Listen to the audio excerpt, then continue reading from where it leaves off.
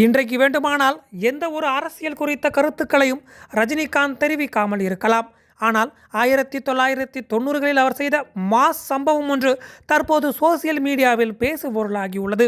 தமிழ் சினிமாவின் உச்ச நட்சத்திரமாக இருப்பவர் ரஜினிகாந்த் 75 வயதை கடந்தும் சினிமாவில் ஆக்டிவாக நடித்து வருகிறார். தற்போது இவரும் கமலஹாசனும் இணைந்து நடிக்கும் படத்தின் படப்பிடிப்பு கூட நடைபெற்று கொண்டிருக்கிறது. இந்த நிலையில்தான் திமுக கொடுத்த பயத்தால் தான் ரஜினிகாந்த் அரசியலுக்கு வரவில்லை என்று தாவேக நிர்வாகி ஆதவ் அர்ஜுனா பேசியது சர்ச்சையை கிளப்பியிருக்கிறது. இதற்கு ரஜினிகாந்தும் தன்னுடைய கண்டனத்தை பதிவு செய்திருக்கிறார். இச்சூழலில்தான் அவர் 1990களில் செய்த மாஸ் சம்பவம் ஒன்று பேசுபொருளாகி வருகிறது.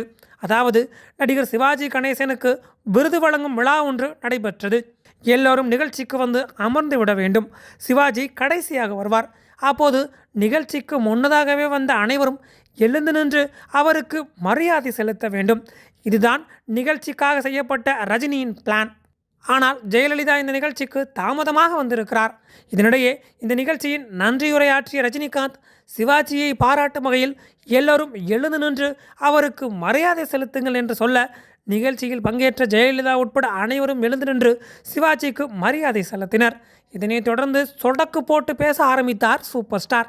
நீங்கள் திறந்து வைத்தீர்களே ஃபிலிம் சிட்டி, அப்போதே சிவாஜி சாரை அழைத்து அந்த மேடையில் அமர வைத்து கௌரவம் செய்திருக்க வேண்டும். நீங்கள் அதை செய்யவில்லை, அவரை மதிக்கவில்லை. அதை செய்யாதது தப்பு.